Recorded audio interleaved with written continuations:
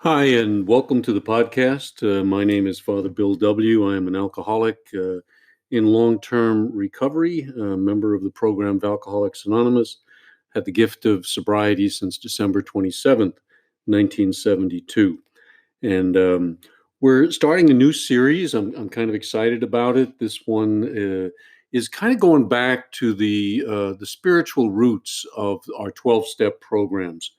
I want to get into some Oxford Group material, some stuff that was there in the original and perhaps has gotten lost along the way.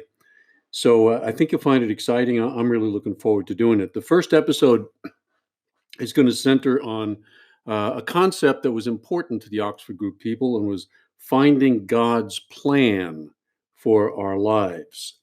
This was really central to their belief system, and it's kind of easy to skip over and miss it entirely. And I want to use a book to go through some of these points, and it's called The 8 Points of the Oxford Group. Now, the Oxford Group really didn't have 8 points. They didn't have a series of steps. Sometimes you get the mistaken information that there were 6 steps in the program, or 4 steps, or 10, whatever it might be. But it's not true. There really were no steps. They never wrote their program down formally. Bill Wilson did that. He took the Oxford Group program as he understood it and distilled it down into 12 steps. And interestingly, he did that during a two-way prayer session where he asked God for guidance, and then that guidance came to him, and that's how we got our 12-step program. Now, having the steps is, I think, both a blessing and a curse. It's a blessing in the sense that it gives us a way forward, a way through their program. If you kind of think of Henry Ford, he created the assembly line. They were building cars before Henry Ford came along, but they were building them one by one. And Ford came up with the idea of an assembly line. And I think that's typically American. And it's typical that Wilson would take the program that he found in the Oxford Group and try to codify it, try to put it in a set of steps that people could follow and therefore work their way through it. And that's a blessing. There's no question about it. The Oxford Group is no longer with us, pretty much. But the steps are, and the program is. So that's the blessing, that it codifies things, gives you a way to work through your spiritual process, and it's just wonderful, right? No question about it. But there is a curse side to it, and for me, that is that the steps can become mechanical. And so I go through the steps, and then there's a temptation. Well, I still need to go through them again. I need to go through them once a year. I mean, I hear all sorts of things. I hear some speakers talk about, taking the steps, and it's like a billiards game. 6 hits off the 9, 9 comes back to 3. It becomes very mechanical, and I think there's a danger of losing the message, the deeper message that the program is there to provide. So anyway, the 8 points of the Oxford Group were written by a man by the name of C. Irving Benson. He was an Australian Methodist minister who was changed by the Oxford Group. A team of Oxford Group people came down to Australia in the early 1930s. He thought he was doing pretty good, like most of us, and they kind of called his attention to a number of things in his life that he had not surrendered. He needed a deeper surrender process, and they challenged him to do that. And for me, that really is the spiritual journey.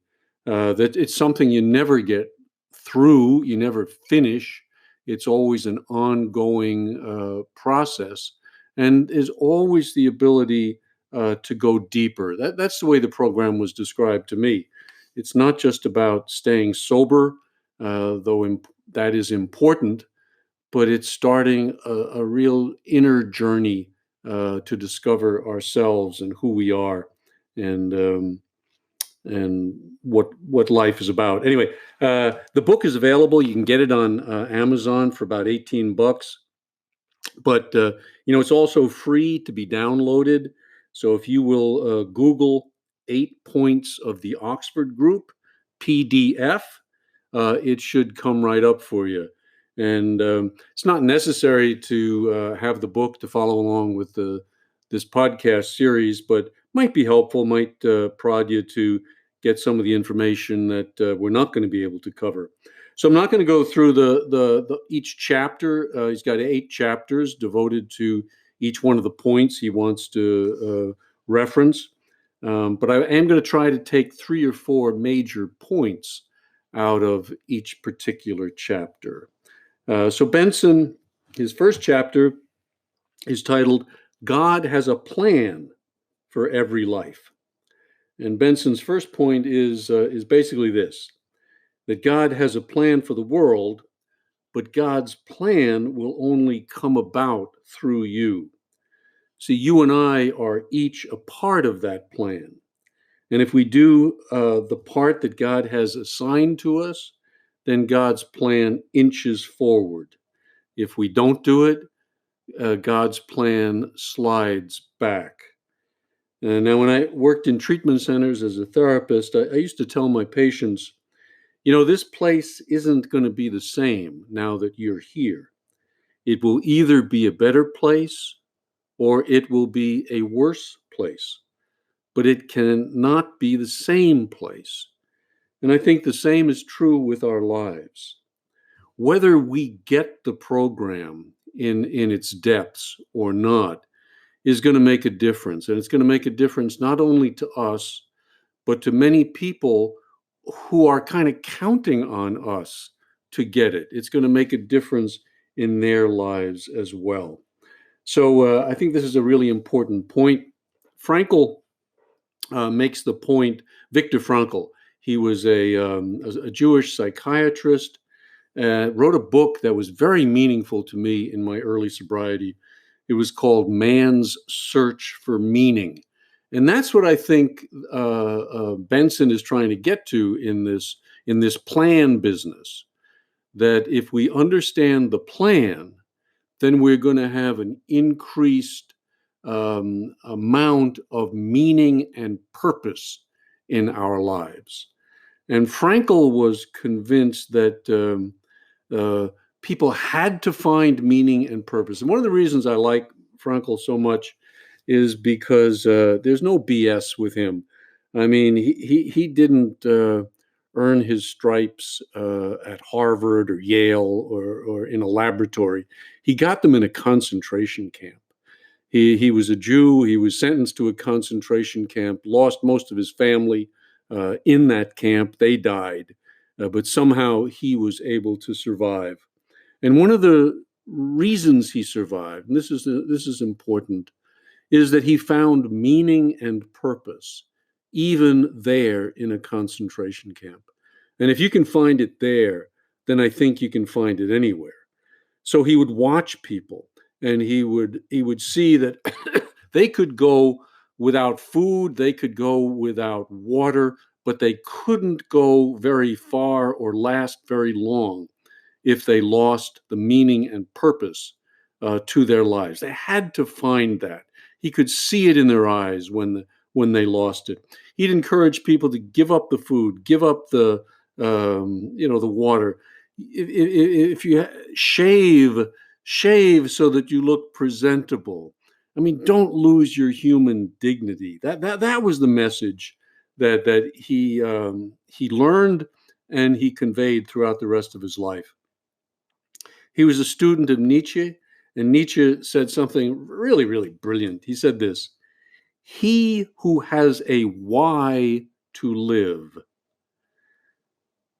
can bear almost any how. He who has a why to live for can bear almost any how." In other words, no matter how bad it gets, if you have meaning and purpose in your life, in your sobriety, in your recovery, things can get pretty tough, but they're not going to knock you down. And that's, I think, a tremendously important lesson, particularly for a new person who's coming into the program.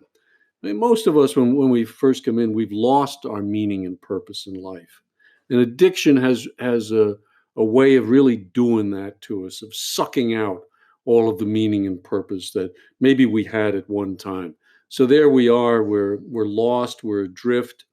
And in addition to that, most of us have very low self-worth. Am I even worth doing this for?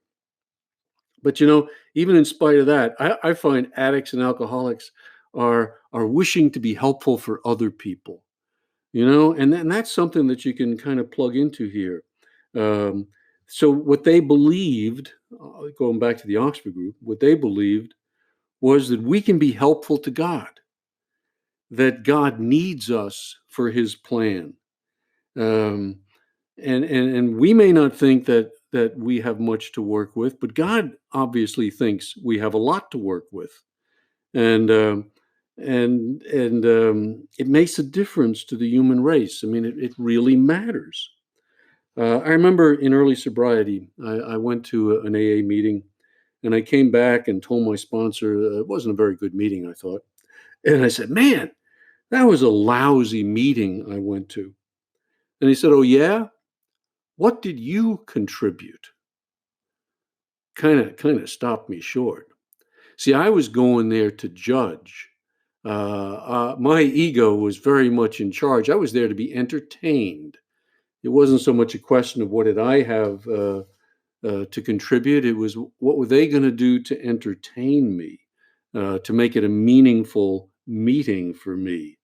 Um, Frankel wrote this. He said, ultimately, man should not ask, what is the meaning of life? I used to get drunk in the bars and ask that one all the time. A barroom philosopher.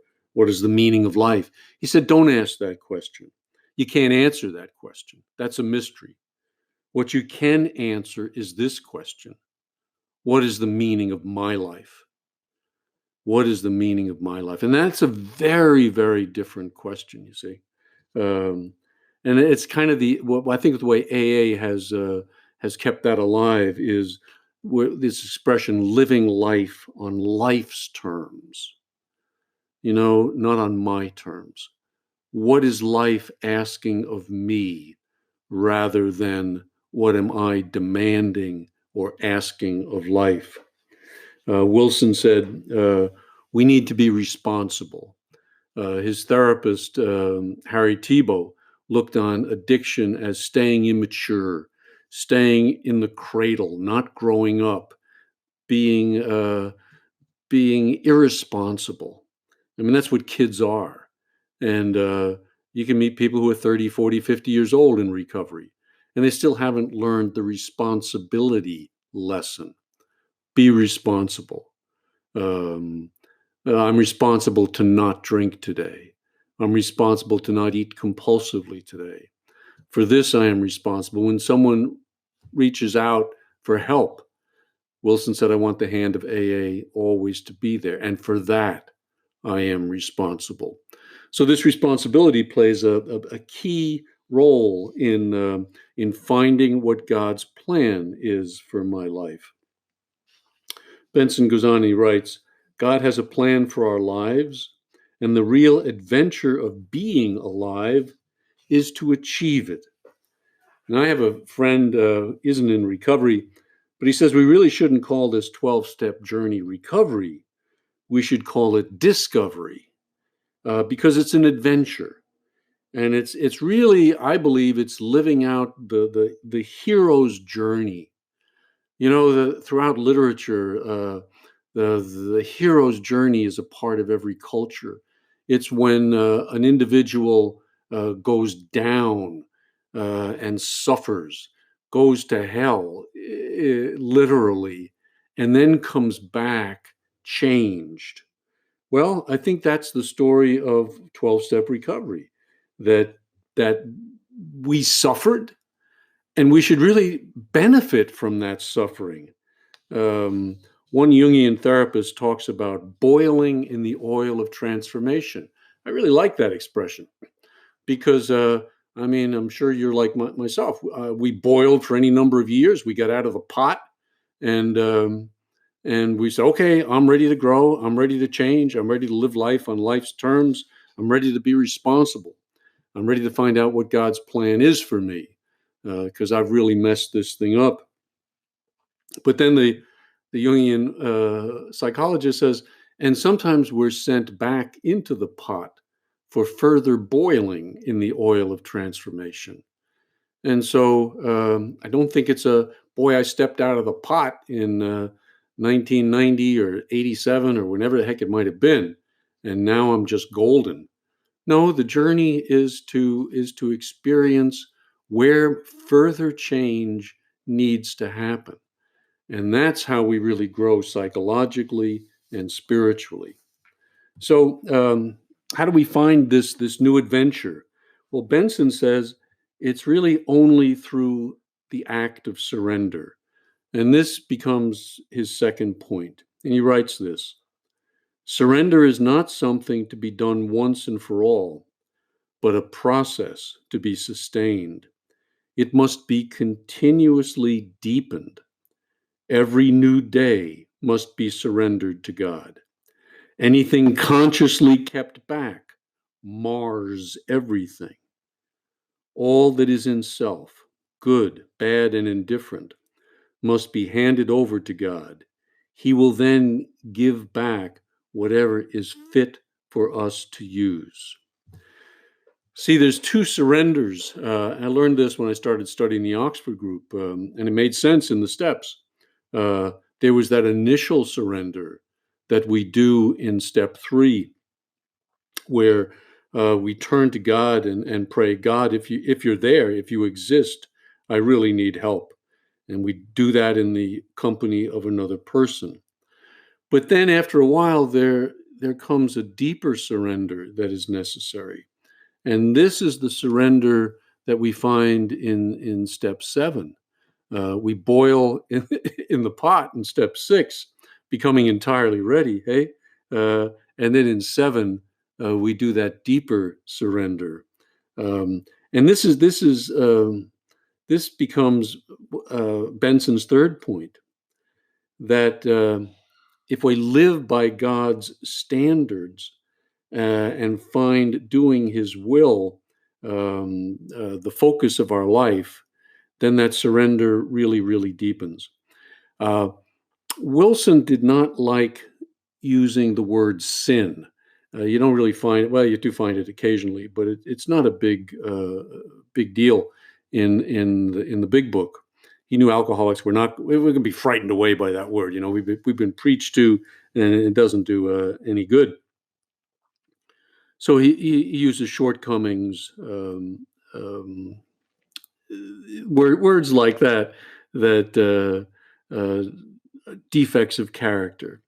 But the Oxford Group word was sin, and they defined sin as anything that separates us from God, anything that separates us from one another, anything that separates us from our true selves, from the person we were created to be. Some of you might be old enough to remember the Army had a slogan: "Be all that you can be," um, and that's really what God's plan is for us.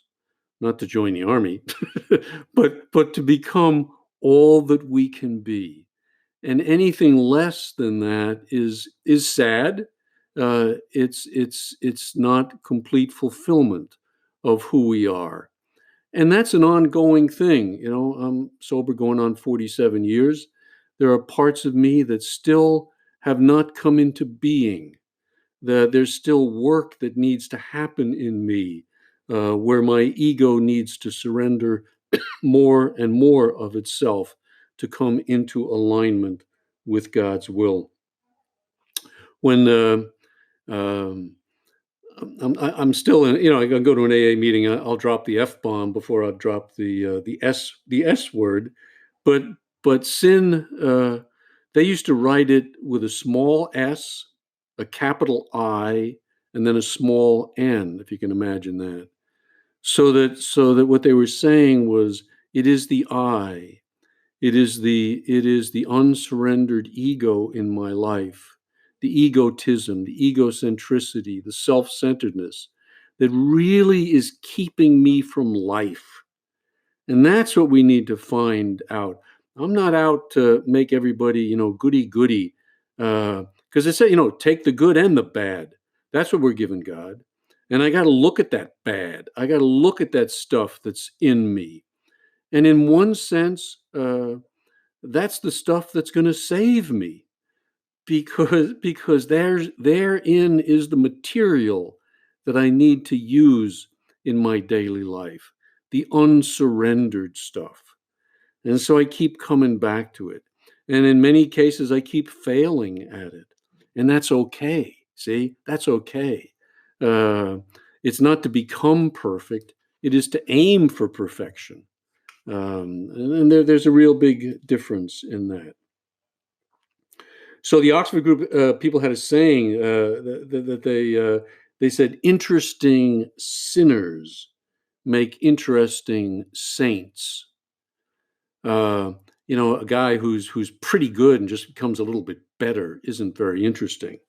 But those of us who are really out there screwing up and get our lives turned around, well, life takes a giant leap forward in our cases, that we really are changed. And that change makes for an interesting story. In our 12-step meetings, when we tell our story, it's how it was. And unfortunately, too many people get stuck on the how it was, and it becomes a drunkalogue. And they go through a 60-minute talk, and 59 minutes are how it was. Well, I'm not too interested in that. I'm interested in what happened and what it's like now. And that becomes an interesting story, um, because we're all still undergoing the process of change. So there's more in Benson's chapter on God's plan for our lives. But if we can take away 3 points, I think we'll be off to a pretty good start with this series.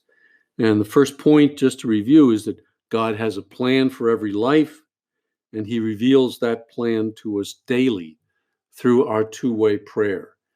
So two-way prayer was really essential to people in Oxford Group and in early AA. They said it was more important than meetings, that time alone with God, that time when they took their own inventory, when they looked at themselves deeply, saw where the change needed to continue, and asked for God's help in their life. That's what makes for a dynamic recovery process that can keep it interesting for 20, 30, 40, 50 years. If it's just about not drinking, it's going to get pretty dull after a while. So that's 6 and 7 material is, I think that's the stuff of life. And that's where we're going to learn, is through our failures.